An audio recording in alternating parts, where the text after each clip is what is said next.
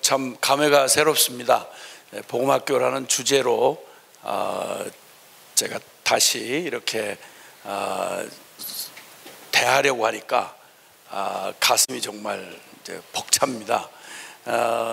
2002년 처음 복음학교라는 말을 이제 사용하기를 시작하고, 복음학교라고 하는 형태의 그러한 모임을 가졌던 때를 저희가 기억을 하는데, 사람마다 자기가 겪은 경험이 뭐 천하의 어떤 천지개벽하는 일보다도 자기 일생에 자기 삶에 부딪혀진 일이 가장 기억에 남잖아요, 그렇죠? 아니 그러니까 저만 그렇다는 건 아니고 여러분도 그러시잖아요, 그렇죠? 그런 것처럼 복음학교 이런 그 첫 기억을 떠올릴 때 그 기가 막힌 우리의 영적 실상을 발견하고 울 수도 없이, 또 예수님 한 분 때문에 참 그냥 순진하게 듣고 배운, 예수님 만나고 나서 참 주님 앞에 달려오는 동안에 하나님의 나라와 하나님 나라의 부흥과 선교 완성이라는 주제로 그렇게 이제 될 것 같은 그런 순진한 기대감을 가지고 일생을 바쳐서 가족들 운명을 다 걸고 순종을 하고 달려오던 끝에 그때 이제 절망을 경험했으니, 건 기대만큼 그 기대가 무너지면 기대만큼 그 절망이 크잖아요.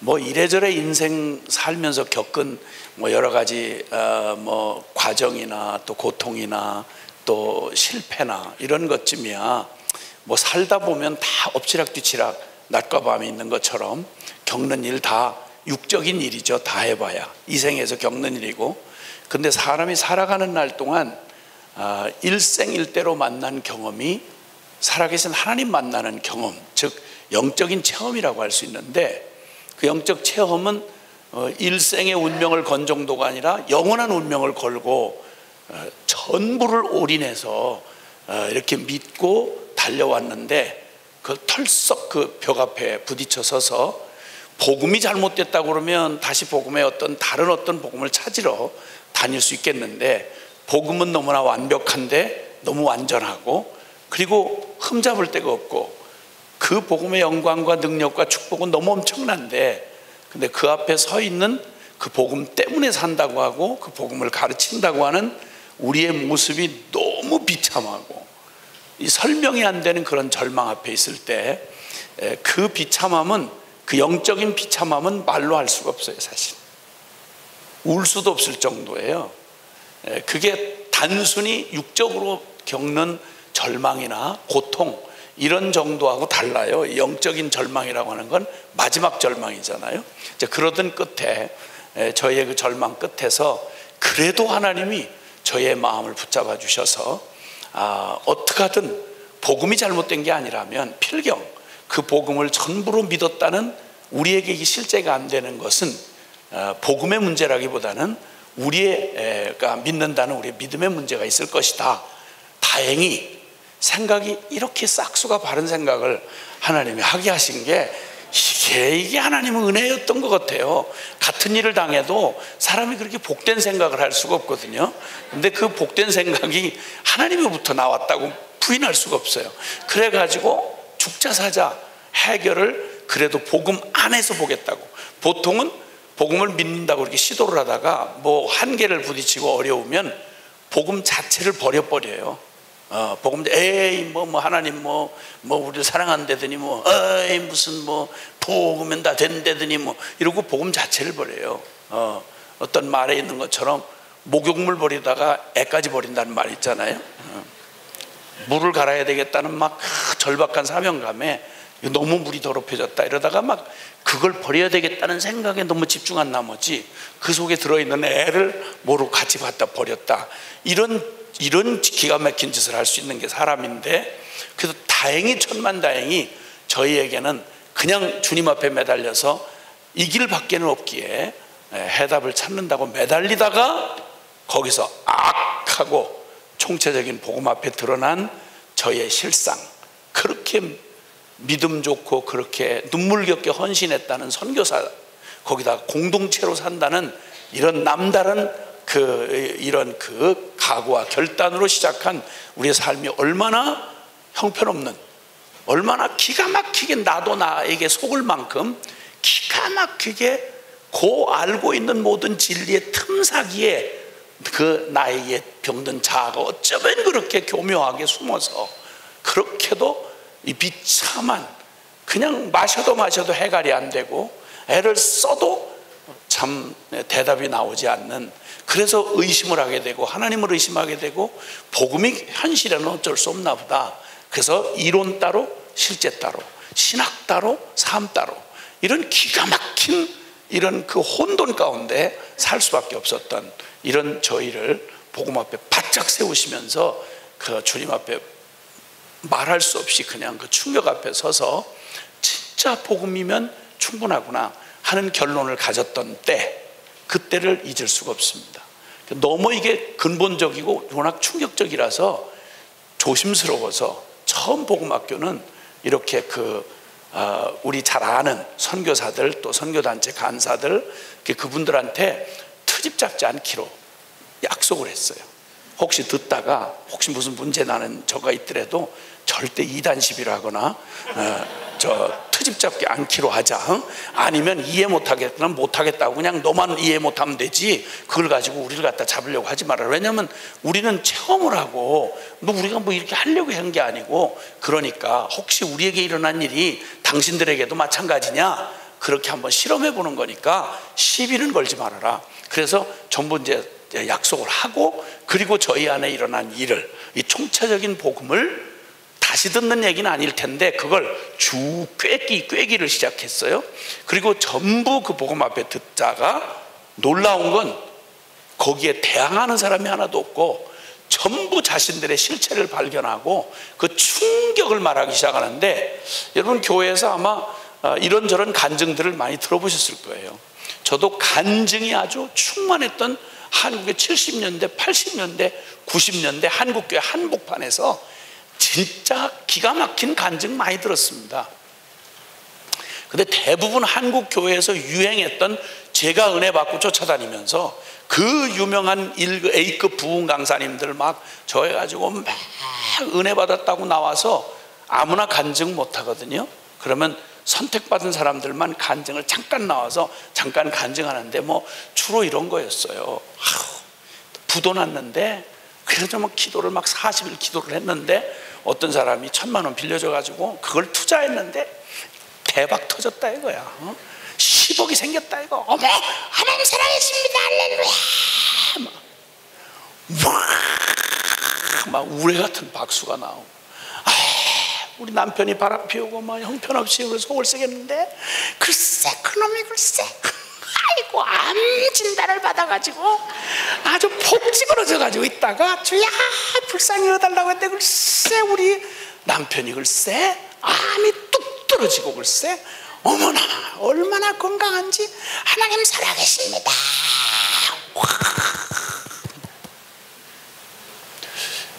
대부분 간증이 그런 간증이었어요. 신바람 났었죠. 근데 사실 복음이 말하는 간증은 그건 시작도 아닌 거예요. 사실은 뒤돌아놓고 보니까. 그랬더니 그보다 더 큰 재미가 생기고 그보다 더 큰 신나는 신바람이 생겨나면 교회에서 전혀 복음하고 상관없는 사람이 된 채 어디서 들어도 들을 수 있는 그런 얘기들이 많이 있었어요. 존재가 진짜 뒤집어져서 거듭났고 육을 따라 살던 자가 영을 따라 사는 자로 바뀌고, 땅에 속했던 자가 하늘에 속한 자가 되고, 죄를 그토록 사랑하고 죄 중독에 걸렸던 인간이 십자가의 복음을 통해서 그냥 완전히 죄에서 자유케 된 이런 본질적인 간증을 솔직히 많이 못 들었었어요.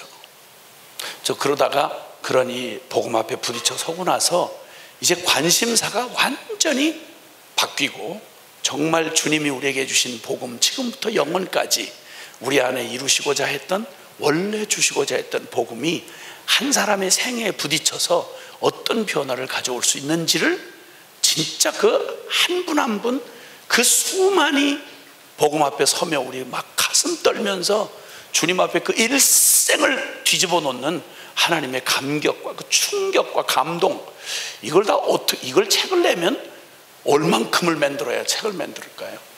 근데 그런 감동을 그때부터 2002년부터 시작해서 죽을 뚱살뚱 모르고 너무 감격스러워서 정말 그냥 뭐 지난 얘기니까 제가 지금은 안 하니까 이제 뭐 하는 얘기인데, 솔직히 새벽 5시 반부터 강사가 안 바뀌잖아요.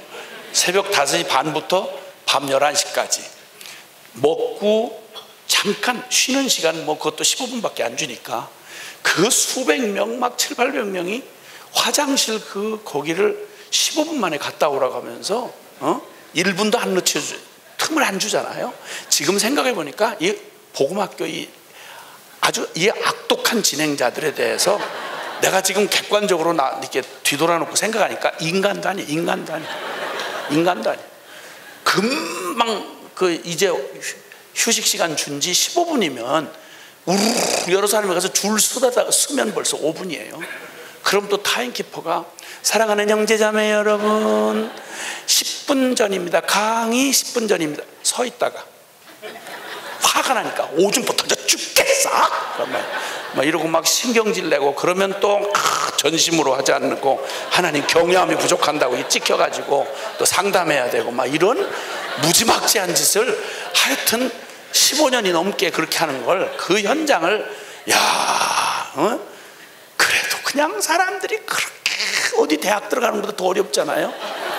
몇 번을 빠꾸당하고 또 잘리고, 어떤 분은 평생 자기 복음학교 떨어진 건 억울하지 않다 이거야. 자기 인생에 자기는 어려서 유치원부터 수석을 놓쳐본 적이 없대. 하여튼 뭐 서울대까지 수석으로 들어갔다든가. 그런데 내 생애에 처음으로 낙방을 한 게 복음학교라 이거야. 당국자 좀 바꾸라 이거야. 내가 뭐 때문에 떨어졌는지를 내 인생에 5점을 남겼다 이거야. 나 그까지 복음학교 그따위 안 간다 이거야. 무슨 자격으로 무슨 기준으로 나를 떨어뜨렸냐 이거야. 뭐 이러고 막 성질을 내고 막 그러는 분들. 그래서 뭐 별의별 루머가 다 돌았어요. 거기는 뭐 너무 은밀하다, 뭐 너무 이단 냄새가 난다, 뭐 별의별 얘기를 다 하지만 진짜 어렵게 하고 하신 분들은 알지만 다른 걸로 합격된 거 아닌가 아시죠? 복음학교 합격돼서 와서 제일 놀라는 건 내가 합격돼서 와 있다는, 그게 제일 기적이잖아요. 그렇죠? 딴 사람들 보면, 딴 떨어진 사람들 보면 대단한데 어떻게 나 같은 게 그렇게, 나는 그렇게 막 전심으로 준비한 것도 아니고 대답만 그냥 이번 안 가면 기회가 없어요. 나 이번에 죽어요. 뭐 누가 가르쳐 주길래 그 얘기를 했더니 그 어리석은 면접관이 글쎄 속아가지고 멀쩡한 사람은 떨어뜨리고 자기는 이제 붙여줬단 말이죠.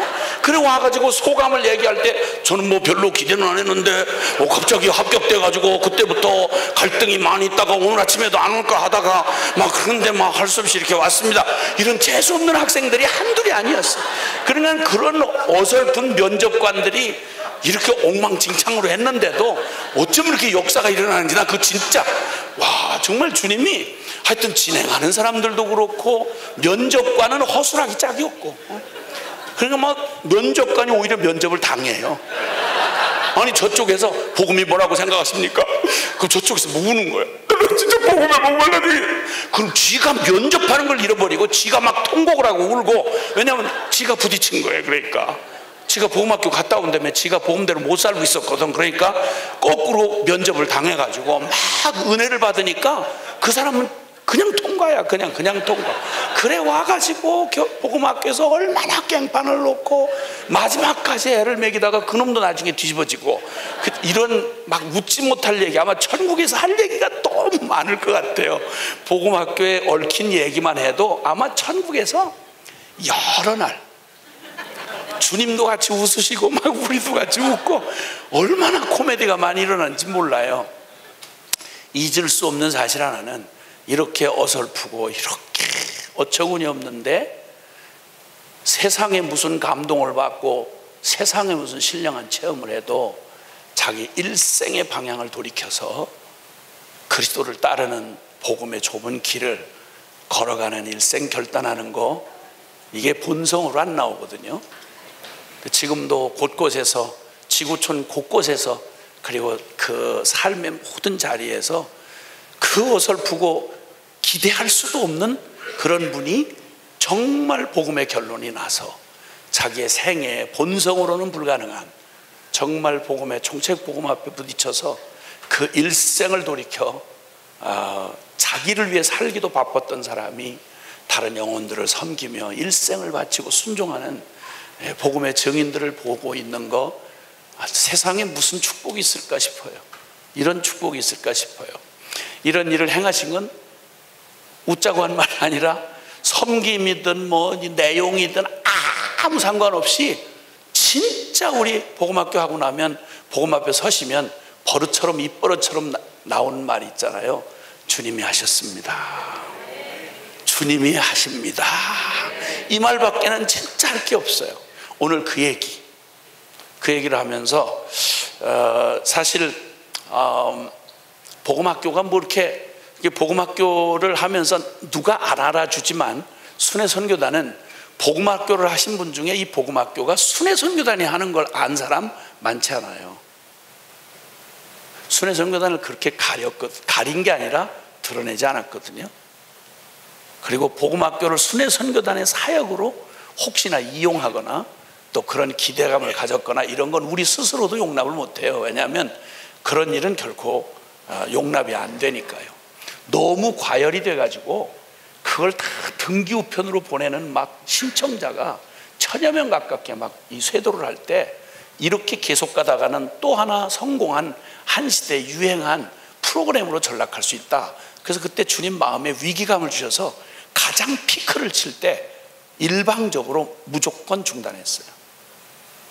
이러면 복음에 대한 목마름이 아니라 그냥 또 유행한 어떤 프로그램이 될까봐. 그때 아마 기억하고 계신 분들 계실 거예요.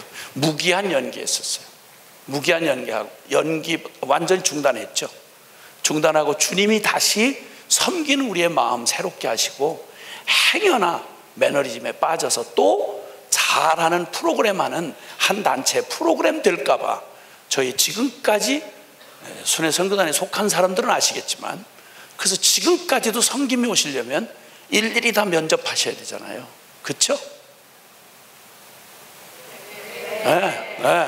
뭐 상처 있으세요? 떨어졌었어요? 떨어졌어도 그걸 상처로 남기시면 안 되죠. 그래서 그거 하나 중심 지킨다고 지금까지 해오다가 뭐 남이 알아주고 안 알아주고 전혀 상관없었어요. 복음학교가 순회선교단이 한다는 것도 몰라요. 모를 뿐만 아니라 순회선교단이 복음학교를 통해서 헌금 남겨서 무슨 단체에 무슨 도움을 받았다? 그거 제가 알기로 없어요. 그냥 그 시간 섬기면서 저희는 그 기쁨이었어요. 우리가 사는 길이었어요. 울고 또 울고 그 다음 또 가면 또 감격하고 또 감동하고 그리고 그냥 주님 앞에 이러다 죽어도 좋겠구나. 그냥 저는 진짜 섬김이 중에 제일 쉬운 사람이었죠. 왜냐하면 강사라고 특별히 대접을 해주고 그냥 뭐 이렇게 하는데 근데 이게 그러니까 사람들이 생각하기에 저는 입 근육이 굉장히 강해요. 딴 거는 가만히 이렇게 있는 자리 입만 움직이니까 쉬는 사이엔 또 밥 먹어야죠. 그러니까 이걸 씹죠. 그리고 말을 하죠. 새벽 5시부터 꼬박 밤 11시까지 그걸 제가 가만히 보니까 15년이 넘었더라고요. 거의 한 달에 한 주간씩 하는 복음학교가 어떤 때는 한 달에 2번 어떤 때는 1번 이렇게 해서 쉴 수 없이 왔는데 어떤 때는 이게 목이 부은 채로 이게 말이 안 나오면 기도에 침이 들어가서 밤에 한 4시간 5시간 자야 되는 시간에 누워서 자질 못해요. 5박 6일 동안. 그러니까 이렇게 앉아서 잠을 한 2-3시간밖에 못 자요. 기도에 침 한번 들어가면 이걸 뱉어내는데 한 2시간씩 걸려요. 그런데 진짜 힘든 줄 몰랐어요. 그냥 감격했어요. 그리고 그 복음 앞에 덜덜덜덜 떨면서 그 인생의 그 무서운 어두움을 벗어나서 빛 가운데로 나오는 영혼들이 그 승리하는 모습을 막 그 나의 복음 그 선포하는 시간에 그냥 진짜 이러다 죽어도 좋겠구나. 어쩌면 이렇게 인생이 이렇게 고단할까? 어쩌면 인생이 이렇게도 비참할까? 하나님 없는 우리의 멀쩡한 모습이 어떻게 이럴 수가 있었나? 그냥 그냥 그 너덜너덜해진 삶이 그냥 이전처럼 느껴지질 않아요. 막 그냥 끌어안아주고 싶고, 그냥 몸 팔고 그냥 만신창이가 돼서 영혼이 짓밟아진 채로 어떻게 입에다 담을 수 없는 그런 영혼들이 완전히 이전 같았으면 그냥 나도 죄인이면서도 이렇게 거리가 느껴질 텐데, 복음 앞에 서면 놀라운 특징은 그냥 그렇게 그게 아름다워 보이는 거예요. 하나님 앞에 깨지고 그냥 정직하게 드러내고 주님 앞에 회복하는 영혼들의 모습이 그렇게 아름다운 거예요. 이 땅에서 누리는 하늘나라를 정말 경험하면서 살아온 행복한, 주님과 걸어온 정말 신혼의 삶 같은 영적인 신혼의 삶을 누리는 특권, 그걸 복음학교에서 경험했습니다. 어떻게 이런 복음을 주셨을까? 그리고 그렇게도 불가능했던 저희 공동체 안에 불가능했어요. 가능치를 못해요. 사람이 다르고 어떻게 그렇게 다르죠? 사람이 진짜 사랑할 수 없어요. 어떻게 그렇게 배기 싫은 것만 종합으로 갖고 있어요. 이렇게 조금 알면 알수록 더 그래요. 사람은. 공동체는 원래 사실은 이 병든 자아를 가지고 살던 인간들이 사실 불가능해요. 그래 진짜. 그러니까 근데 그 중에 하나님이 저희를 복음 안에 두셔서 지금도 여전히 저희 공동체 종신헌신하고 들어와서 살아가는 순회성당 공동체만 해도요, 이 공동체를 가능하게 한 건 딱 하나예요. 공동체 훈련, 관계 훈련, 뭐 오픈네스, 브로큰네스, 뭐 별 짓을 다 해봤어요. 하여튼 뭐 아는 한 건전하다고 생각되는 훈련 애지간한 거 다 받아봤어요. 그리고 적용해봤어요. 안 돼요. 안 돼요. 보기 싫은데 무슨 훈련 받았다고 그게 보기 좋아질 리가 없잖아요. 그렇잖아요. 그리고 느느니 묵상 훈련만 느는데 우리는 매일 묵상을 하니까 느느니 주둥이만 들어. 그러니까 변하진 않으면서 묵상을 너무 깊이 잘 나누면 은혜가 되는 게 아니에요. 그냥 그걸 들으면서 주여 저 입술을 찢어주옵소서. 아주 그냥 못 견디겠는 거예요. 그걸. 응? 아니 저 묵상 나누는 저 성경 깊이 이해한 것만큼 아주 10분의 1이라도 살아봐라 이 왼수야, 막 이런 생각이 서로에게 아주 진짜 못 견디겠는 거예요. 정말 못 살아요. 우리 진짜 못 살아. 응? 근데 그 못 사는 사람들이 모여서 20주년 작년에 했거든요.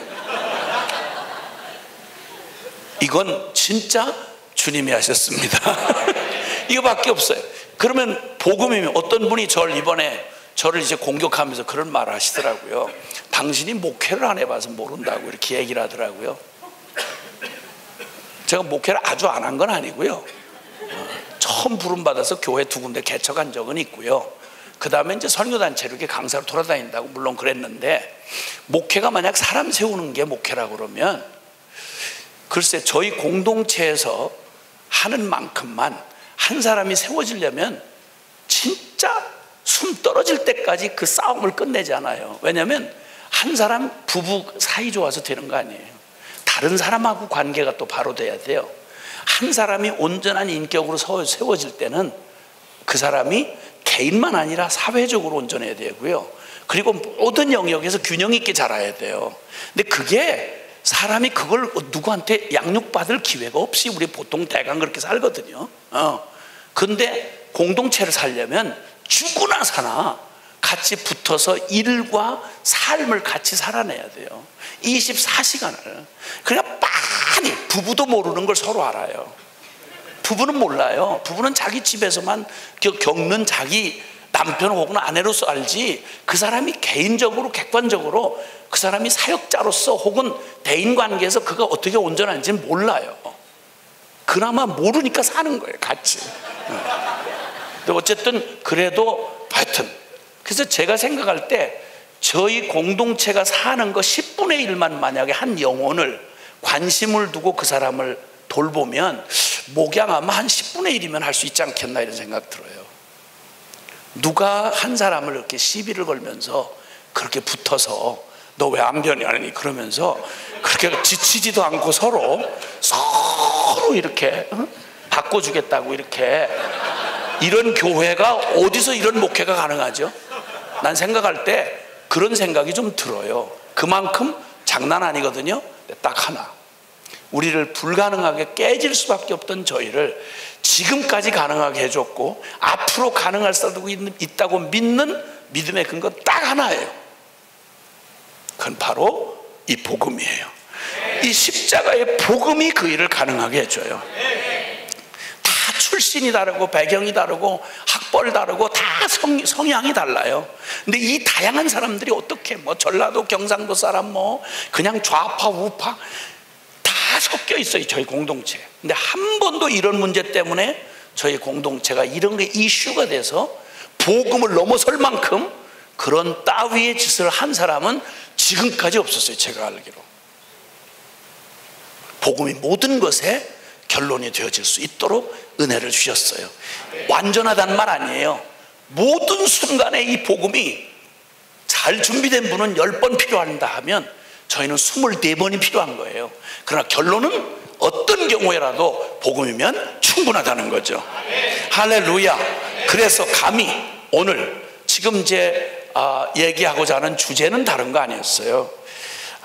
이번에 이제 어쨌든 이 복음에 대한 여러 가지 이제 그동안 뭐 곳곳에서 염려하시는 분들의 염려가 있었지만 이번에는 좀 차이가 있다면 공적으로 좀 염려를 하시는 분들이 공적으로 이렇게 드러나기를 시작했는데, 그러다 보니까 저희도 다시 한번 우리가 옳은 것만이 아니라 우리가 복음을 받았지만 바로 적용하지 못하는 거 혹시 있나, 또 혹시나 교회에 누를 끼치진 않았나, 한국교회에 염려한다고 하는 것이 오히려 더 어려움을 드리진 않았나 하는 걸로 저희 자신을 돌아보는 계기도 됐고요.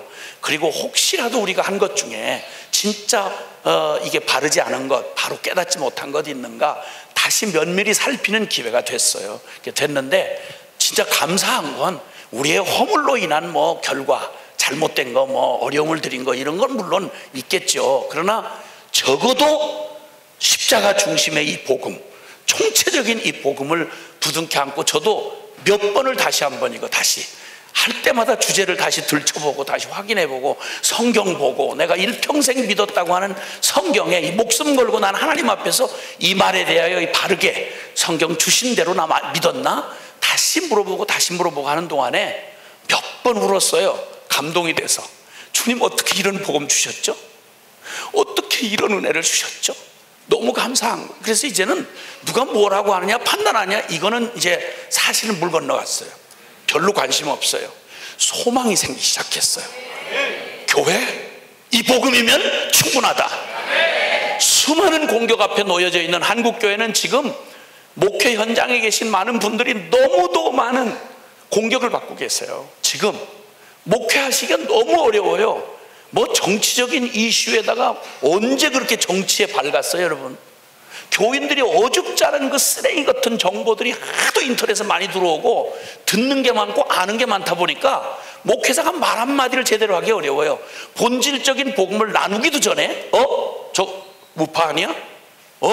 저 좌파 아니야? 저 무슨 무슨 사도 아니야? 이런 식으로 그냥 뭐 보면 뭐 봤다는 식으로 복음에 가지 않을 핑계댈 게 너무 많은 거예요.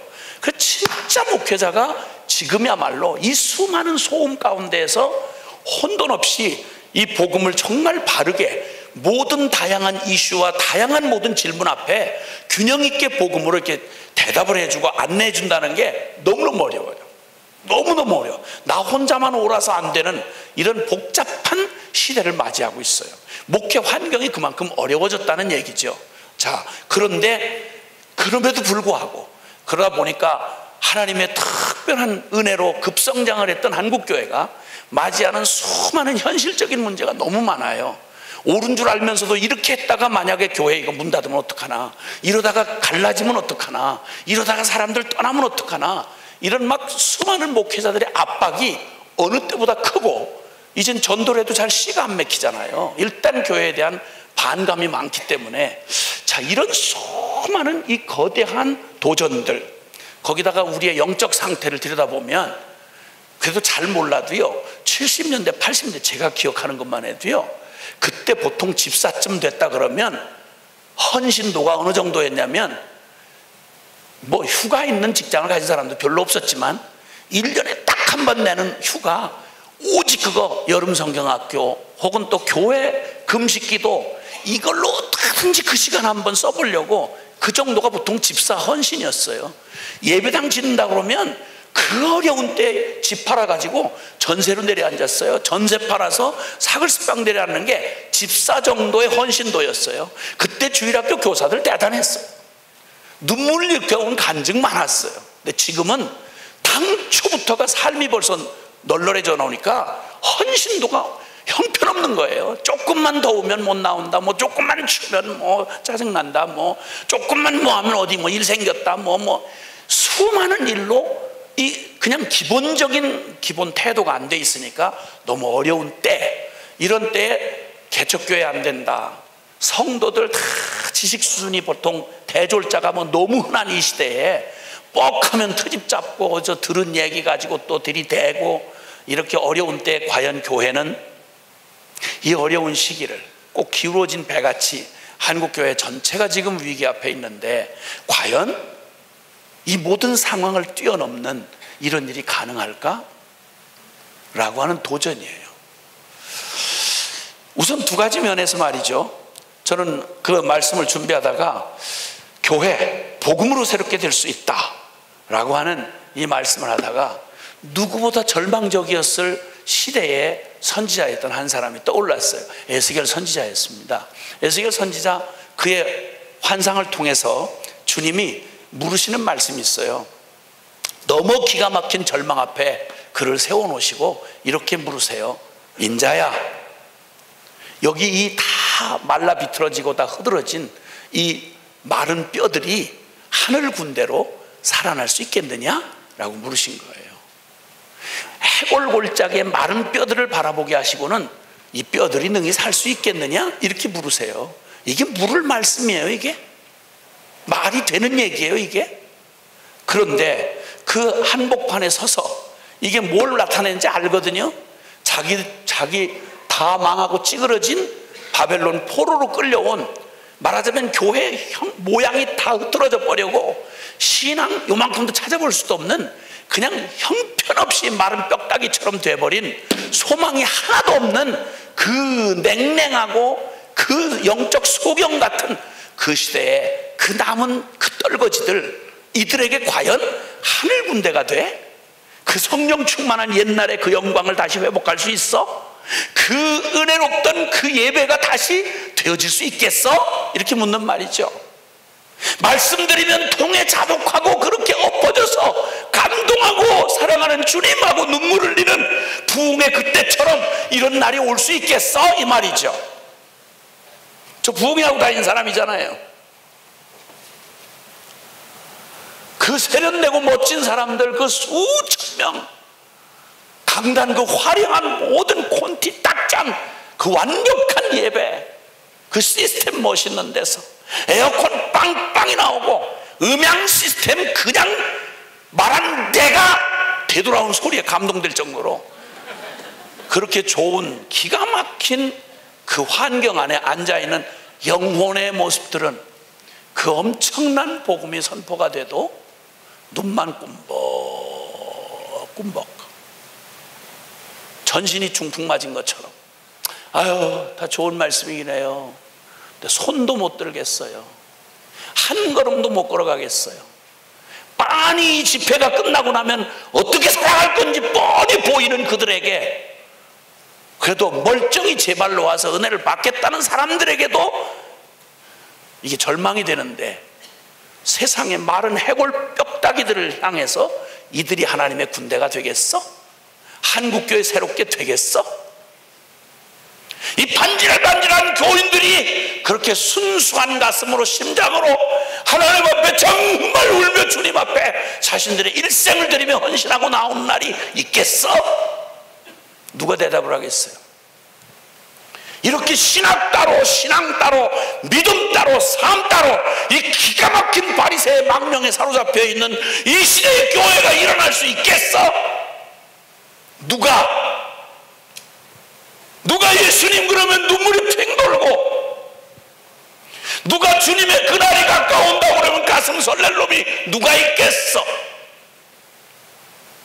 안 된 데는 소리가 목구멍까지 차오르는데, 우리 대강 폼 잡고 있을 때는 그럴듯한 교인들 같지만 조금만 교회 안을 들여다보면, 조금만 현실적인 문제 들어가면 우리 서로 소망이 안 생기잖아요. 아이고 그거 안 바뀌어요. 아이고 우리 교회 당연히 어려워요. 아 우리 애들 청년 애들 말귀 못 알아들어요. 그냥 여기서 저러면 안 돼요. 이 소리가 여기까지 치밀어 오르는 그때 누가 어떤 사람이 그 대답을 안 하고 하나님 앞에 말도 안 되는 말씀을 하시는 하나님 앞에 주께서 친히 아십니다. 마지막 희망을 주님 앞에 걸고, 예 우리로는 안 됩니다, 다 끝장났습니다, 그러나 주님이 하시면 하실 수 있습니다, 이렇게 대답할 사람이 역사의 마지막 희망인 거예요. 그 사람이 꺼져가는 이 등불 같은 이 교회를 부둥켜 안고 하나님의 때를 기다리는 충성스러운 증인이 될 수 있는 거예요. 인자야 능히 살겠느냐? 눈물 난다는 질문이죠. 근데 주님이 말씀하세요. 예 주께서 아십니다 그랬더니 주님이, 야 그들이 하늘나라 군대 될 거야. 마른 뼈다귀, 해골 뼈다귀 같은 이들 별 볼 일 없어 보이냐? 아니야, 이들이 복음만 나면 하늘 군대 될 거야. 오합지졸인 이들이 일어나면 이 세상이 덜덜 떠는 하늘의 군대 될 거야. 이거 주님이 하신 말씀이에요. 주님이 하신 말씀.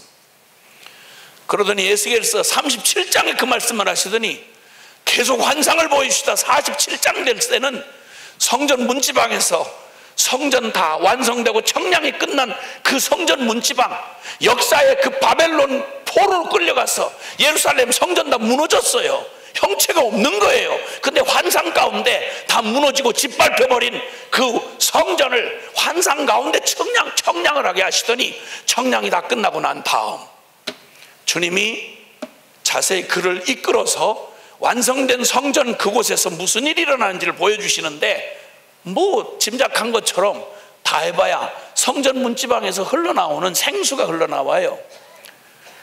요 조그마한 예배당 안에 여기 수도권 전체 1000만이 넘는 2000만 가까운 인구들 중에 여기 우리 조금 모여있는 우리 안에서 무슨 일이 일어나겠어요?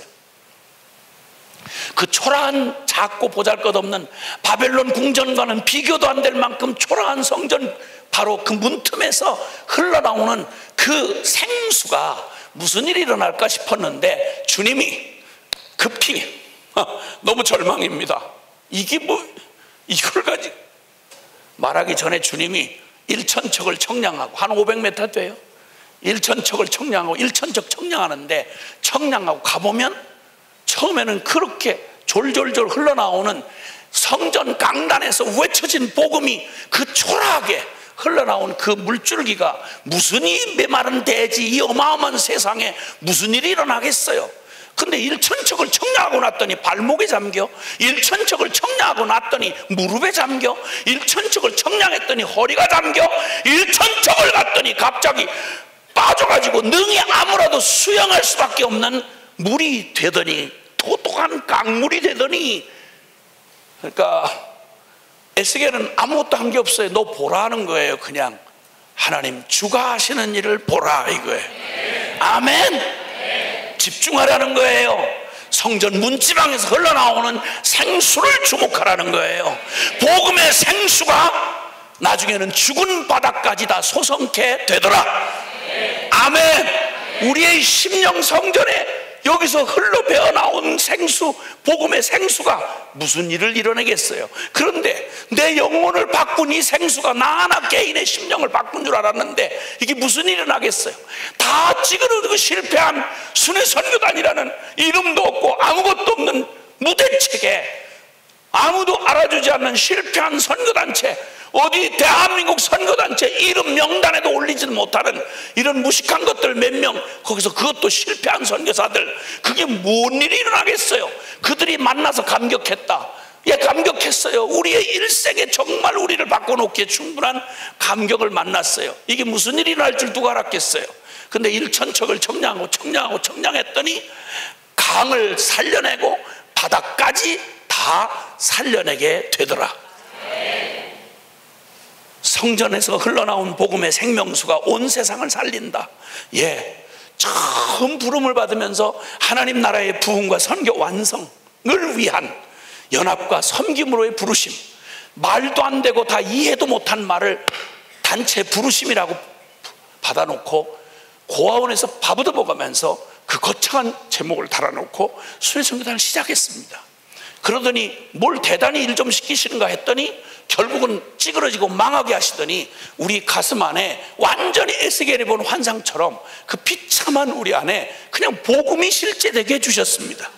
그날부터 외친 말이 다른 게 아니었습니다. 복음의 영광과 이 능력과 축복, 이 총체적인 복음이 얼마나 완전하며 복음이면 충분합니다. 예수면 답니다. 그러니 이 복음이 우리에게는 실제입니다. 이렇게 외치는 외마디 비명 같은 말이 무슨 일을 이뤄낼까 아무도 짐작 못했습니다. 저희도 짐작 못하고 실감만 났습니다. 그런데 그 이후로 주님께서 이 일을 이루어 오셨습니다.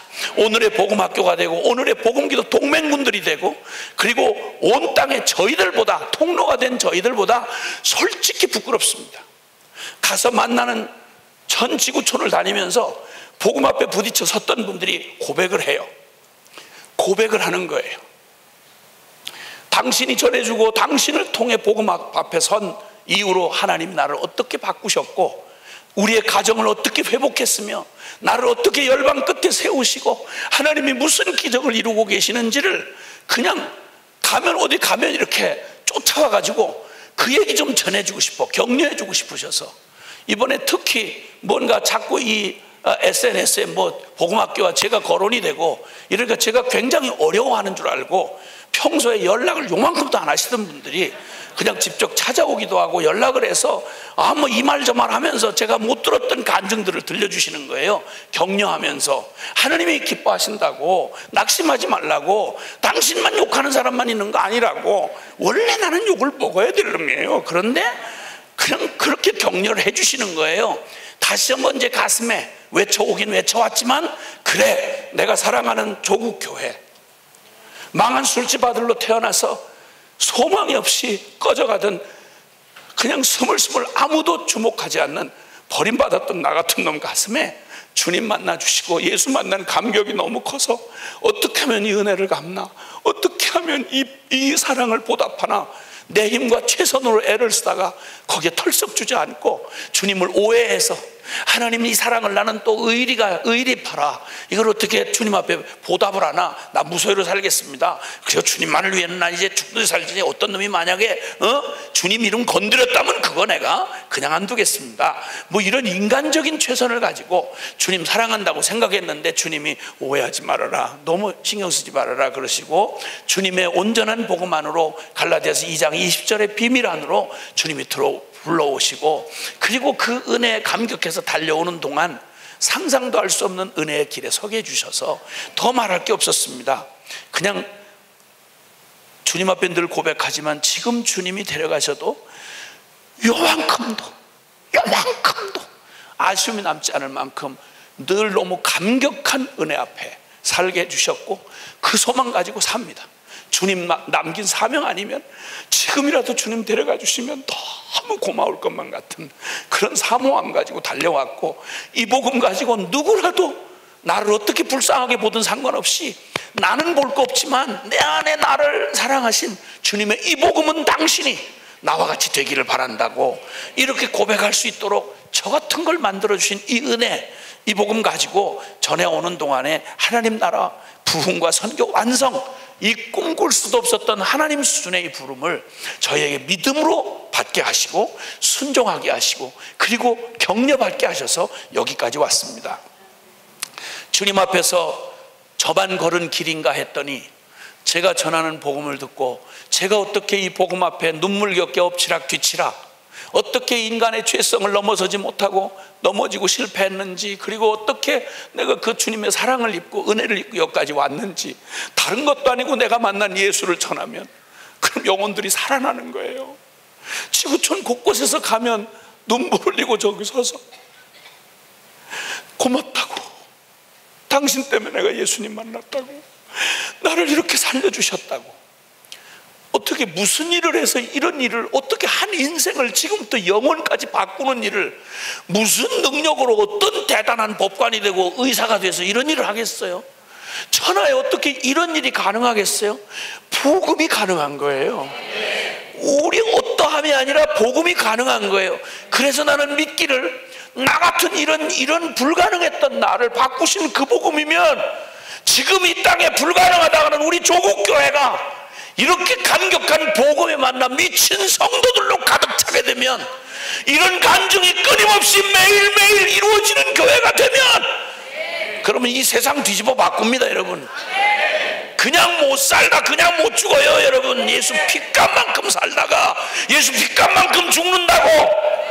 어떻게 이 큰은혜 받은 놈이 어떻게 교회에서 기득권 주장하면서 쌈질하고 있어요? 저 못해요. 아무리 개같이 살다가 온 놈이라도 예수님 피 받고 살았는데 교회 쌈질을 내가 어떻게 하겠어요? 복음을 받은 내가, 거듭난 내가 어떻게 예수님 이름을 다시 짓밟는 짓을 하겠어요?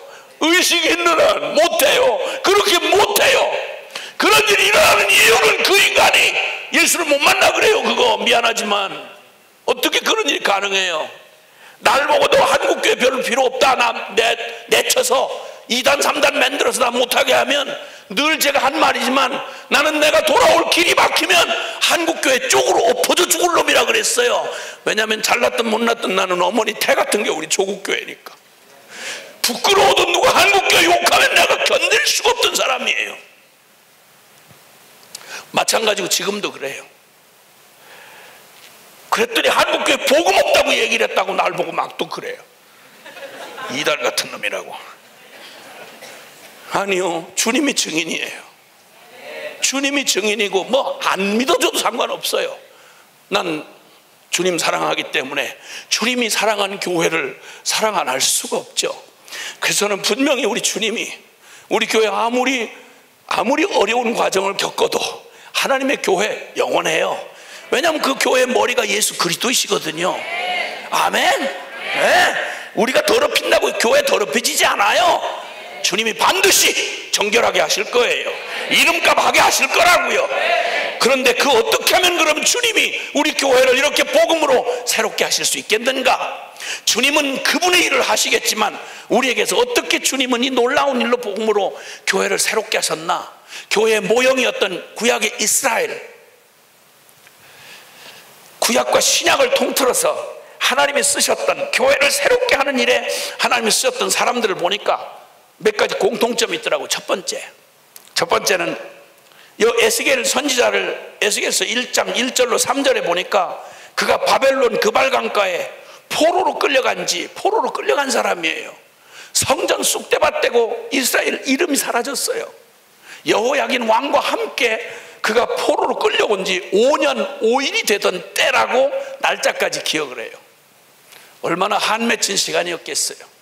고국에서 뿌리를 쑥 뽑혀가지고 포로로, 말이 쉬워 포로지 짐승도 아니에요. 그렇게 끌려서 돌아갈 수 없는 고향을 바라보면서 그발강가에서, 바벨론 강가에서 그냥 통곡을 하고 울었어요. 우리가 짓밟아버린 하나님의 영광, 그토록 사랑을 했는데 그토록 주님을 장녀처럼 배신한 이스라엘의 운명을 생각하면 살아남은 자신들이 부끄러운 거예요. 바벨론 강가에서 울부짖던 그들에게 가장, 여러분, 그 놀라운 상황에서도요, 제일 무서운 저주는 그렇게 두드려 맞고 책망을 받으면서도요 회개를 못해요.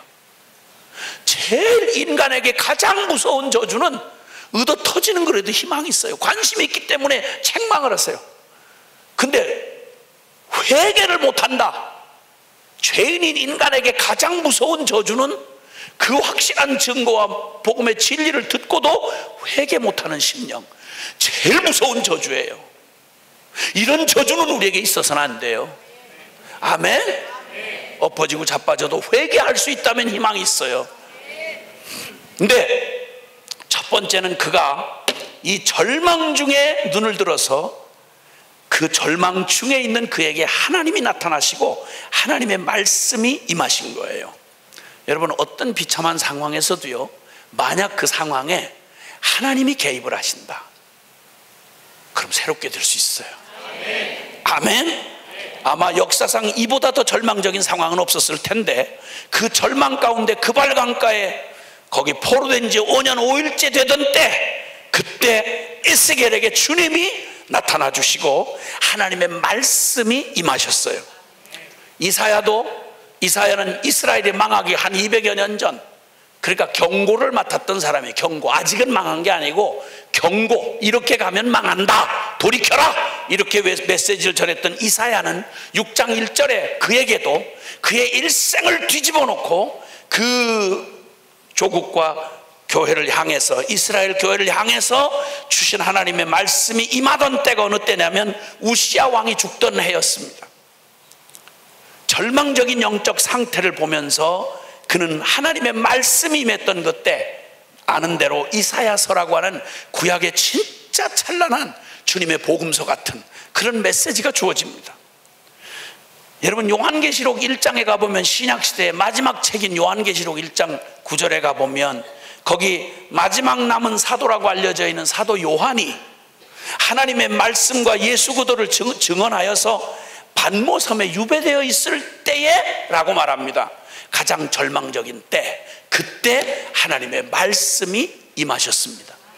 다른 우리가 기대했던 수많은 기대와 방법과 인간적인 술수와 그 모든 가능성이 있을 때는 아직은 혼돈스러운 때예요.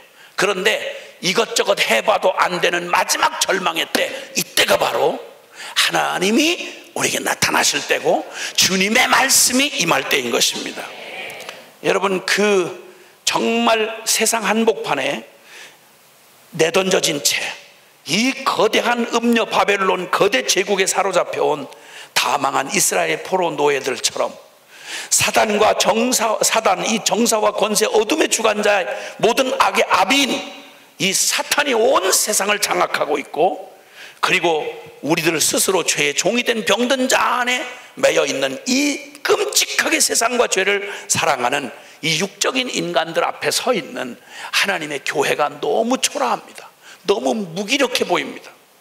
이리 가운데 양 같으다고 주님이 말씀하셨습니다.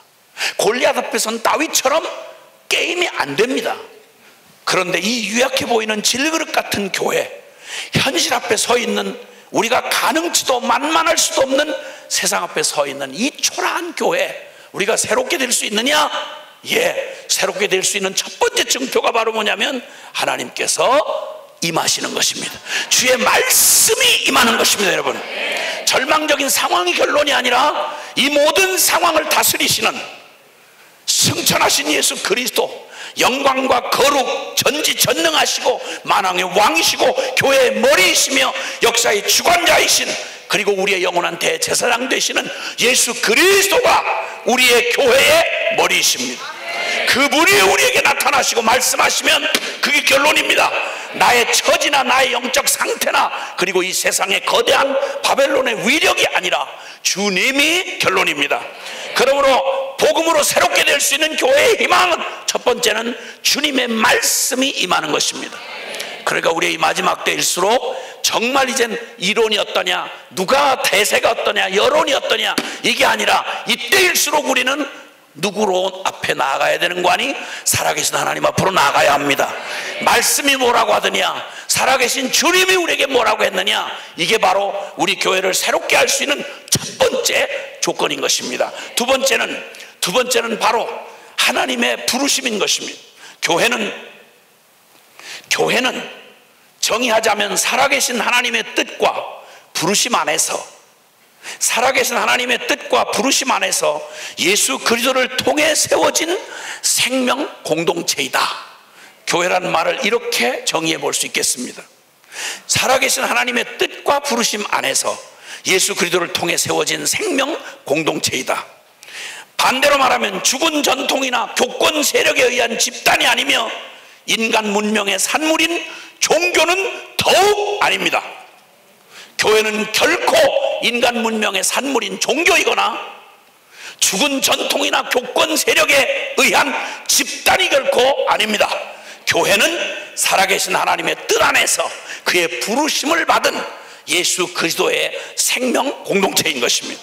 그러므로 교회가 서야 하는, 우리의 교회가 서야 하는, 온전히 서고 회복되어야 되는 건, 교회는 도대체 어떤 부르심 안에 있는가, 이걸 회복해야 되는 것입니다. 이제는 하나님이 교회를 부르신 부르심 안으로 돌아와야 합니다. 위기와 벽 앞에 부딪힐 때는 우리가 멈춰 서서 생각하고 알아보고, 그리고 그 옳은 길로 행하라고 예레미야 6장 16절에 이렇게 말합니다. 너희는 멈춰 서서 옛적 길, 곧 선한 길이 어디인지 알아보고 그리로 행하라. 지금이야말로 우리의 분주한 모든 계획과 우리의 모든 그 바쁜 우리의 발걸음을 스톱하고 멈추고, 위기의 때일수록 이 방법 저 이론 수많은 방법들이 난무하지만, 그때 정신 바짝 차리고 멈춰 서가지고, 그리고 우리 주님이 우리에게 옛적 길, 이미 역사적으로 검증되었고 하나님의 거룩한 말씀으로 이 알려주신 하나님의 부르심, 교회는 반드시 이래야 한다고 주님이 불러주신 하나님의 부르심 앞에 우리가 서서 알아보고, 그리고 어떤 불이익이 있더라도, 대가지불이 있더라도 우리의 잘못된 길이면 허물어버리고 주님의 옳은 길로 돌아서야 할 결단이 필요한 것입니다. 아멘. 그러므로 우리가 하나님의 음성 앞에 우리가 섰다면, 주의 진리 앞에 섰다면, 그리고 두 번째는, 지금 말씀하는 두 번째는 하나님의 부르심 앞에 우리 교회가 서야 되는 것입니다. 우리를 점검할 때 두 가지를 점검하는데, 첫째는 우리가 바라보는 목표입니다. 부르심의 끝입니다. 목표요. 무엇 때문에 주님은 교회를 두셨으며 교회를 통해 어떤 일을 이루기를 원하시는지, 그 다음에 두 번째는 그 교회가 서 있는 기반이 뭔지, 이거 바라봐야 합니다. 로마서 8장 29절 30절에서 주님은 영원한 하나님의 복음 안의 계획을 말씀하십니다.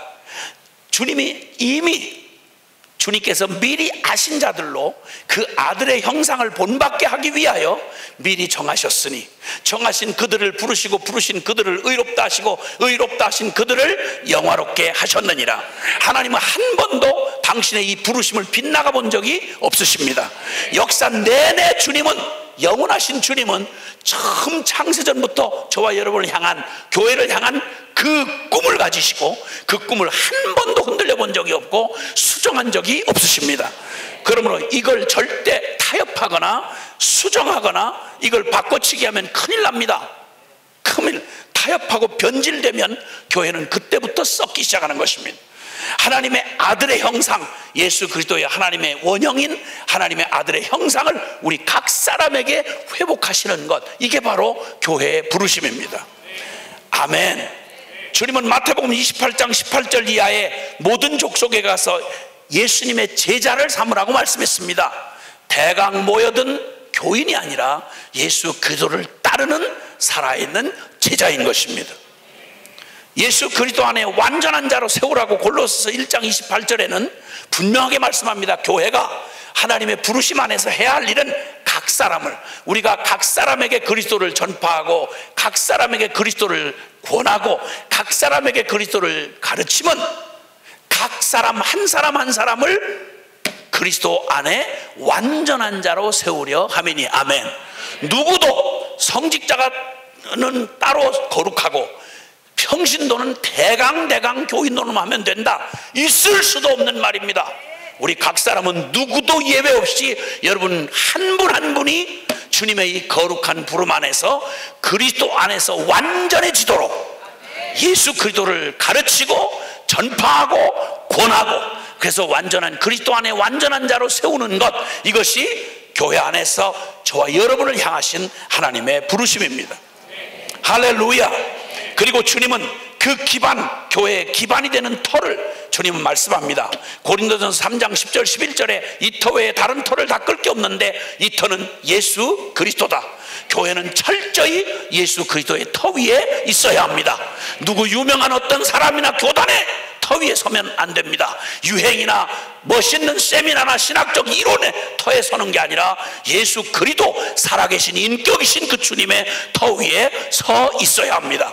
예수님은 주요 그리스도시요 살아계신 하나님의 아들로 만난 각 거듭난 주님의 사람들, 베드로 같은 반석이 된 이 신앙을 가지고 있는 사람들, 생명이 된 복음이 실제가 된 사람들로 교회는 든든히 세워져 있어야 하는 것입니다. 아멘. 이 일은 각 사람을 예수 그리스도 안에서 완전한 자로 세우라. 그리고 주님의 교회는 그 멋진 주님의 그 교회의 신비한 비밀을 말씀해 주신 에베소서 4장 10절 이하에 주님이 각 몸 안에 각 지체를 따로 두어서 교회 안에 여러 직책들을 두셨다. 사도요, 선지자요, 복음 전하는 자요, 교사와 목사와 두셨는데 이 모든 것을 주님의 신비한 그리스도의 몸된 공동체를 세우려 함이라. 그리고 주님 안에서 모든 그리스도의 지체들은 다 누구를 중심으로 되어져 놓은 거 아니, 사람이 아니라 머리 대신 그리스도를 중심으로 각 마디를 통하여 각 지체가 서로 상합하고 연락하였다. 아멘. 어떤 교회도 홀로 존재하는 교회는 없습니다. 우주적 그리스도의 몸된 교회를 통해서 저와 여러분은 알든 모르든 인식하든 인식하지 않든 상관없이 우리는 모두 그리스도를 머리로 하여 우리는 손이고 발이고 손가락 발가락은 눈이고 코고 입이고 귀고, 그래서 나 혼자로는 완전하지 아니하고 옆에 계신 우리 그리스도 안에 예수 생명 받아가지고 거듭난 저와 여러분은 물리적으로 붙어있거나 안 붙어있거나 상관없이, 인간적으로 관계를 맺었거나 안 맺었거나 상관없이 우리는 모두 그리스도 안에 우주적 그리스도의 몸된 교회의 지체인 것입니다. 우리 한번 잠깐이라도 옆에 계신 분에게 이렇게 말합니다. 우리 형제님 자매님이 계셔서 저는 완전합니다. 아멘. 어느 교회든 크고 적고 말할 수 없습니다. 그 모든 교회는 우주적 그리스도의 몸을 이루는 너무 없어서는 안 되는 새끼발가락 같고 새끼손가락 같을지라도 그 교회가 있어야 온전한 것입니다. 그러므로 우리의 교회에 대한 이기적이고 그리고 인간 집단적인 이런 잘못된 우리의 모든 가치는 이거 무너져야 합니다. 그리스도의 몸된 교회는 그리스도 안에서 높고 낮음이 따로 없는 서로 너무도 소중한, 그래서 우리 모두가 완전할 필요가 없습니다. 나는 내게 부르심 받은 자리에 그 몫의 자리에 있을 뿐입니다. 그러면 나보다 훨씬 더 말을 잘하는 사람이 있으면 기뻐해야 합니다. 경쟁하지 마십시오. 새끼손가락이 입술하고 경쟁을 해서 될 일입니까? 입술이 새끼손가락 하는 일을 대신할 수 있습니까? 못합니다. 그러므로 서로 소중하게, 없어서는 아니 되고, 당신이 있기 때문에 우리를 그리스도 안에 완전한 자로 세웠다 그러면 우주적인 그리스도의 몸은 부족한 적이 없습니다. 거기에는 항상 하나님의 교회가 풍성하도록 주님은 이미 준비하고 계시는 것입니다. 그리고 주님, 그런데 이 놀라운 건 하나님의 수준의 부르심, 이 아름답고 놀라운 신비한 각 사람이 예수 그리스도 안에서 완전한 자로 세워지고 머리 대신 그리스도 안에서 한 몸된 유기적 공동체가 교회다, 이러면 이것이야말로 사람으로서는 불가능한 오직 하나님 수준의 부르심입니다. 이건 힘으로 능으로 할 수 없습니다. 스가랴 4장 6절에 이는 힘으로나 능으로 될 수 없고 오직 나의 신으로 성령으로만 가능하다. 할렐루야. 그러므로 이 복음으로 우리 교회가 새롭게 되어지는 이 순전한 부르심은 이건 인간 수준의 어떤 노력이나 그 어떤 차원의 조직의 노력으로 될 일이 아니고 이건 살아계신 하나님 수준의 일인 것입니다. 그러니까 교회는 사람이 하는 거 아닙니다. 주목하지 말아야 될 것은 뛰어난 사람, 어떤 한 사람에 의해서 되어지는 교회가 아니라 사람이 아닌 그리스도가 실제 교회의 머리이십니다. 그리고 그 그리스도가 높임을 받으시는 교회여야 합니다. 그러니까 하나님께서 이런 은혜를 우리에게 부르셔서 하나님 수준의 부름을 부르셨는데, 그러니까 교회된 우리의 목표는 개선된 죄인을 만드는 데 있지 않습니다. 앞서 계속 말한 것처럼 하나님의 완전한 형상, 주님 그리스도 안에서 완전한 자로 세우는 게 교회의 부르심이지, 개선된 죄인, 조금 나아진 죄인을 만드는 게 교회의 부르심이 아닙니다. 여기서 목표를 낮췄기 때문에 교회는 변질하고 타락할 수밖에 없는 것입니다. 그리고 우리는 개량된 사회를 꿈꾸는 게 아닙니다. 조금 도덕적으로 좀 개선되고 조금 더 사회 정의가 조금 세워진 이런 따위의 사회를 꿈꾸는 게 아니라 주기도문에 우리 주님이 가르쳐 주셨습니다. 어떻게 기도하라고요?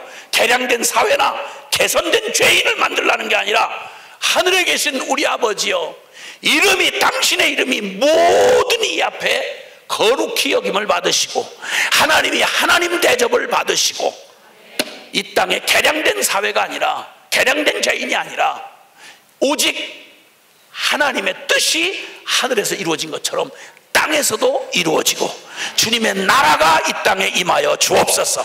우리 복음을 아는 우리가 꿈꾸는 세상은 하나님 나라가 임하는 것입니다. 하나님 나라의 부흥과 선교 완성이 이루어지는 이 거룩한 부름을, 교회의 이 부르심을 바꾸거나 변질시키면 하나님이 심판하실 겁니다. 복음을 가진 사람들은 세상에 조금 개량된 것 가지고 만족할 수 없습니다. 개선된 죄인 정도 만든 걸 가지고 우린 목회 성공했다고 할 수 없습니다. 주님이 부르신 부름이 이루어질 때까지, 주님이 오케이 하실 때까지 우린 그분 앞에 엎어질 수밖에 없습니다. 주님이 행하시옵소서. 주님이 행하시옵소서. 그러므로 참된 믿음으로 새로운 피조물이 된 성도가 되어 이루어진 거룩한 교회, 그것이 바로 하나님이 우리를 부르신 부르심인 것입니다. 세상을 이기고 죄악을 이기고 나를 이기고 최후 승리하는 교회, 요한일서 5장 4절 5절의 말씀처럼 우리 하나님께서 난 자마다 세상을 이기느니라. 세상을 이긴 이김은 이것이니 곧 너희의 믿음이니라.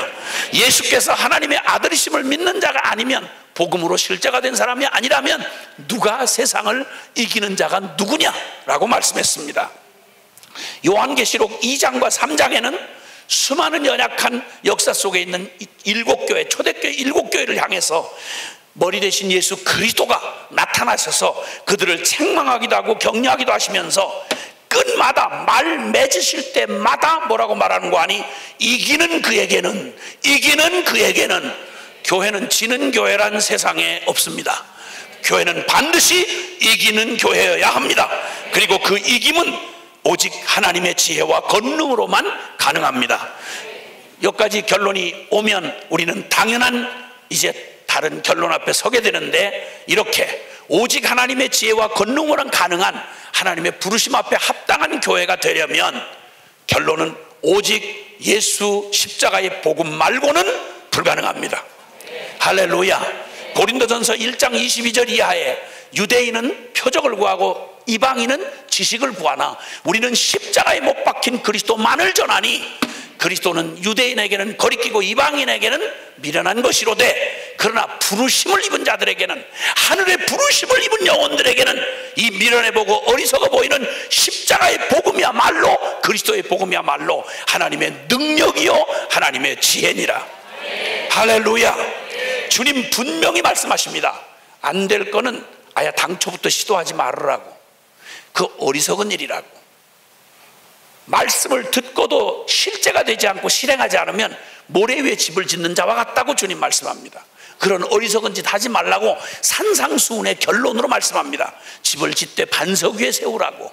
모래 위에 세우면 말씀을 똑같이 들었는데 어떤 놈은 말씀을 듣고 행치 않아. 연구만 해. 계속 지식으로 만족을 누려. 그러면 미친 짓이다. 그러면 모래 위에 집을 짓는 것 같다. 여러분, 실제가 되지 않는 신학, 우리의 삶의 신앙과 괴리된 신학, 우리의 믿음이라고 말은 하는데 종교적 외양은 가지고 있는데 모태신앙인데, 예배도 드리는데 모든 사람에게 직분도 있는데, 그런데 믿음과 삶이 괴리가 되면, 따로 되면, 그러면 그는 어리석은 자요 모래 위에 집을 짓는 자와 같다고 주님 분명히 말씀합니다. 그러니까 천하에 앞으로 몇 날을 살다 주님 앞에 설지 모르는데 한 가지 분명하게 하셔야 될 게 있습니다. 안 될 일은 처음부터 하지 말아야 돼요. 한 가지를 해도 될 일 해야 되는 것입니다. 아멘. 근데 주님이 결코 간과할 수 없는, 주님은 몇 가지를 얘기하셨어요. 첫 번째는 거듭나지 않고는 하나님 나라 들어갈 수 없다고 말합니다. 하나님의 교회가, 우리 한국 교회가, 주님의 열방의 모든 교회가 주님의 이 거룩한 부르심에 합당한 교회가 되려면 천하의 어떤 것으로도 대신할 수 없는 게 있는데, 그게 뭐냐? 주님이 절대 안 될 일이라고 말씀하신 얘기, 이거 자꾸 미련 떨면 이거 됐다 치고요, 그 얘기 중요한 줄 압니다. 그러나 그 얘기 말고요, 더 급한 게 있습니다. 현대교회는 이게 필요합니다. 천하에 이런 어리석은 게 없다는 거죠. 주님 분명히 말씀합니다. 요한복음 3장 3절에 내가 진실로 진실로 내게 이르노니 사람이 거듭나지 않으면 하나님 나라를 볼 수 없느니라. 그러므로 여러분, 첫 번째는 절대 거듭나지 않고는 하나님 나라 들어갈 수 없습니다. 아멘. 이 사람 니고데모에게 하신 말씀입니다. 천하의 모태신앙이요, 율법 학자요, 그리고 종교 지도자로서 이 사람 율법으로 흠이 없는 사람이었습니다. 인간 최선으로 이보다 더할 사람 없습니다. 그런데 말합니다. 너 인간 최선만으로는 할 나라 못 들어가. 눈물겨운 무슨 희생을 해도 못 들어가. 거듭나야 하나님 나라 간다. 아멘. 그러면 하나님의 몸된 교회는 이 거듭나는 역사가 매 사람마다 일어나야 하는 것입니다. 이 목표를 낮출 수가 없는 것입니다. 누가복음 18장에는 예수님을 만났던 정말 부자면서 청년이면서 관원이었던, 모든 조건을 다 가지고 어렸을 때부터 율법을 어긴 적이 없었던 한 사람의 이야기가 나옵니다. 그 사람 어떻게 뭘 더해야 영생을 얻겠냐고 말해요. 영적인 문제가 해결이 안 돼요. 그랬더니 주님이 단순하게 말합니다. 너는 어려운 문제를 지금 빠져 있는 게 아니고 너무너무 어리석은 자리에 있다. 너 돈이냐 영생이냐. 그토록 많은 걸 알고 순종하고 율법을 지켜왔다고 하는 그가 그 마음 중심에 사랑하는 재물보다 하나님을 사랑하는 이 일이, 이게 결론이 안 난 채로 거듭나지 않은 그의 비참한 실상은 영생을 눈앞에 두고 그렇게 애쓰다가 결국은 눈앞에 미끄러지는 비참한 모습을 보여줍니다. 예수님과 3년 반 동안 천에 하나 만에 하나 뽑혔던 가룟 유다는 천하의 역사에 누구도 볼 수 없는 주님의 기적을 옆에서 봤고 주님의 가르침을 직접 받았습니다. 미안하게도 그는 영원히 구원받지 못하고 지옥으로 떨어져 갔습니다.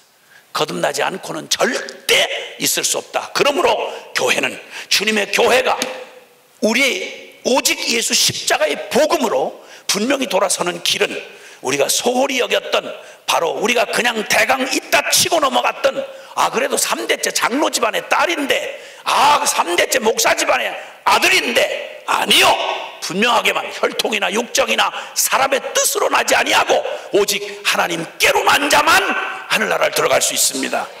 아멘. 로마서 6장 3절 4절에 세례를 말할 때 우리가 믿고 오직 믿음으로 구원받았다는 이 거듭나는 비밀을 주님 말씀할 때 세례의 비밀을 통해 말씀합니다. 두 번째는 내 힘과 최선으로는 나를 따라올 수 없다고 말씀합니다. 내 힘과 최선으로는 주님의 제자된 길을 갈 수 없고 하늘에 속한 영적인 삶을 살아갈 수가 없습니다. 옛사람 나로서는 절대 불가능한 게 바로 이 믿음의 길인 것입니다. 주님의 몸된 교회를 이루는 주님의 성도들에게 우리는 이 초점을 놓치면 안 됩니다. 누가복음 9장 23절에 말씀한 것처럼 아무든지 나를 따라오려면 자기를 부인하고 날마다 저 죽은 십자가를 지고야 나를 따라올 수 있다. 아멘. 로마서 6장 12절부터는 말하기를 주님이 이미 십자가의 죽으심과 부활에 연합하여 나 죽고 예수 사는 삶이 되었거들랑 죽었다가 다시 산 자같이 너의 모든 것을 다 하나님께 드리며 의의 병기로 드릴지어다. 헌신 없이, 온전한 헌신 없이 믿음의 삶을 살아간다는 말은 당초부터 모순인 것입니다. 이 사실을 가르치기를 두려워하지 말아야 하는 것입니다. 세 번째는 내주하시는 성령 충만이 아니고는 복음의 삶을 누릴 수가 없다고 주님 말씀합니다. 성령 충만은 선택사항이 아니라 오직 성령으로 살아가는 삶이어야 거듭난 삶이며 그리스도인의 삶이며 그게 바로 하나님의 사람으로서 이 땅에 살아가는 삶입니다. 그러므로 주님 말하는 첫 번째, 거듭나지 않고는 하나님 나라 못 들어간다. 두 번째, 내 힘과 최선으로는 절대 예수님 따라갈 수 없다. 세 번째, 내주하시는 성령 충만이 아니면 복음의 삶을 누릴 수가 없다. 맞습니다. 근데 놀라웠게도 이 모든 세 가지 모두가 하나님, 우리로서는 전혀 불가능한 이 일을 다른 어떤 것으로도 여러분 이 일은 누릴 수가 없습니다. 이 일은 오직 놀라웠게도 십자가의 복음만이 가능한 것입니다.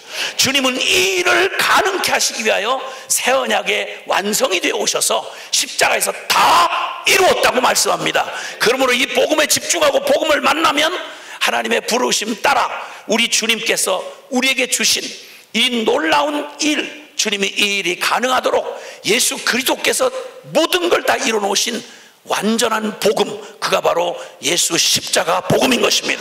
그러므로 교회가 이 복음으로 돌아가면 우리 교회 새로워질 수 있습니다. 이 복음으로 돌아가면 우리는 세상을 바꿀 수 있습니다. 이 복음으로 돌아가면 우리의 인간적 한계를 넘어서서 불가능했던 우리를 주님께서 교회를 새롭게 하시는 틀을 만들 수 있습니다. 주님 살아 계십니다.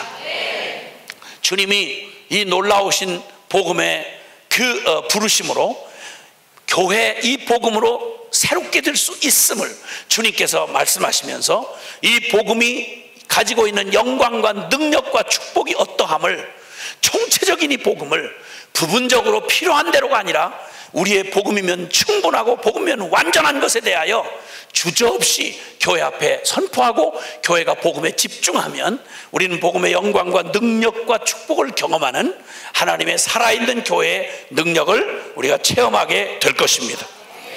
복음에 변화시키는 능력이라는 주제로 나에게 실제가 된 복음이라는 소제목으로 복음을 영화롭게 하라고 하는 복음학교는 이런 절박한 부르심과 순종에 의해서 진행되어 왔습니다. 그리고 감사하게도 주님은 우리 안에 이루신 주님이 정말 복음을 만나서 거듭나는 수많은 과정 간증들과 그런 고백들을 주님 우리 안에 이루게 해주셨고, 애쓰고 눈물겹게 최선을 다하던 그러나 바닥에 털썩 주저앉았던 모든 사역자들과 그리고 주의 신실한 주의 백성들과 그리고 내 힘으로 최선을 다해 생각했던 고집으로 자아의 고집으로 가득 찼던 사람들을 복음 앞에 거꾸로 들이시고 주님 앞에 순종하는 걸음을 걷게 해 주셨습니다.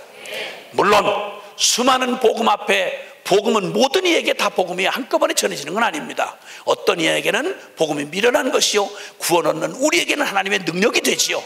받고도 이 충격을 잘 감당 못해서 교회로 돌아가서 적지 않은 무리를 일으키고 어려움을 겪는 거, 과정 겪죠. 저도 복음의 충격을 받고 저 딴에는 생명건 일이라고 했는데 주변을 어렵게 한 일 돌이켜보면 참 얼굴이 뜨뜻해진 일이 많아요. 바라기는 교회가 이 사람들을 두려워하지 마시고 조금만 품어서 기다려주시면, 그러면 다른 걸로 하지 아니하고 복음이 결론이 돼서 주님 앞에 순종해 보겠다고 하면 격려해 주시고 지도해 주시면 그가 복음에 무슨 악심을 갖지 않는 한 지도 받을 수 있어요. 그리고 아멘하고 따라갈 수 있어요. 아멘. 그래서 이 주님이 정말 복음에 변화시키는 능력을 통해서 복음 학교를 진행하게 하실 때 복음에 왜 우리가 복음 앞에 서지 못하고 실제가 되지 못했나, 우리의 경험을 통해서 주님이 복음 앞에 서는 전심으로 서야 되는 원리, 자발적으로 서야 되는 원리, 그리고 진리에 집중하는 원리, 이게 복음 학교를 조금은 독특하게 만들었습니다. 광고하거나 사람 모집하거나 또 어떤 조직이나 방법을 사용하지 않았던 이유는 그렇게 할 필요가 없는 것이었습니다. 한 모 교단에서 그 교단에 속한 목회자들을 위한 의무적인 기간을 좀 여기서 복음학교 소문을 들었으니 좀 한번 맡아줄 수 있겠느냐. 그러면 한국에 있는 그 교단 소속의 모든 정회원 목회자들이 다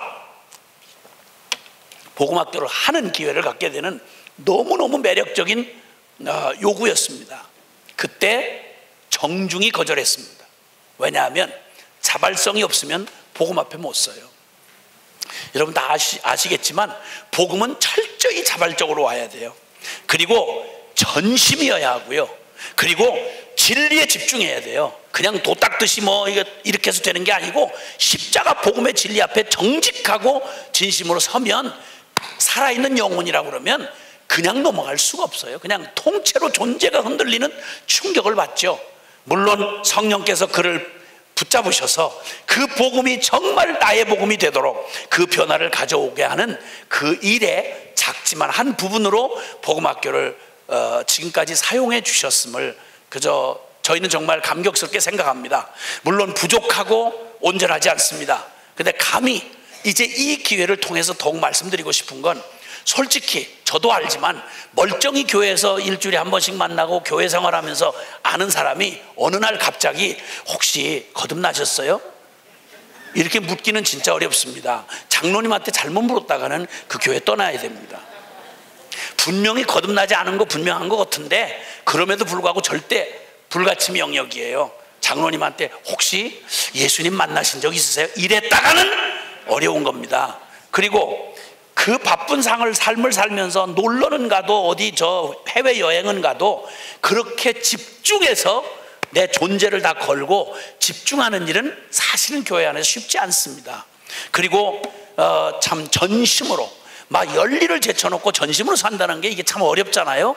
그래서 제안하기는 지금 여러 모양으로 진행되고 있는 이 복음학교라고 하는 이 그릇을 하나님이 곳곳에서 여기 다 우리가 보고하지 못했던 일만 해도 제가 전 세계 다니면서 당신들 나름대로 본인이 할 수 있는 영역만큼 이 복음학교의 내용을 가지시고 그렇게 목회자 그룹끼리 같이 이렇게 하셔서 그 안에 놀라운 간증들을 이뤄내고 있는 얘기들, 또 어느 교회에 적용하셔서 그렇게 하시는 얘기들, 어느 지역에서 또 복음학교를 또 다른 이름으로지만 그 내용을 가지고 하시는 분들, 진짜 이건 주님만이 아실 만한 일이죠. 근데 놀라운 간증들이 곳곳에 많더라고요. 근데 하나님이 우리 모두를 그런 증인으로 삼으셔서 하게 하시는데, 제가 제안하고 싶은 것은 우리가 모두가 다 경험해보는 일이지만 몰라서가 아니잖아요. 근데 어떤 특별한 계기를 마련해 주지 않으면 이렇게 전심으로 자발적으로 진리에 집중해서 나의 복음이 되도록 이렇게 서는 기회가 참 쉽지 않은 건 사실이잖아요.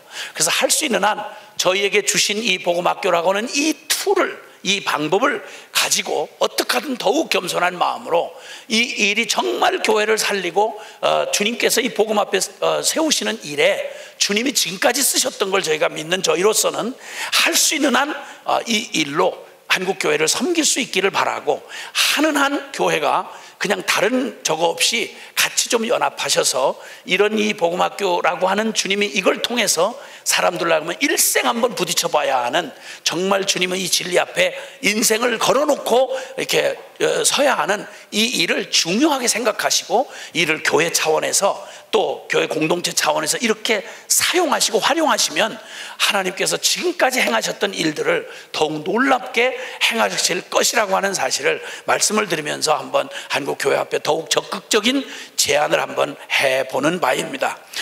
그리고 사실 이 일을 하기에는 대가지불이 필요해요.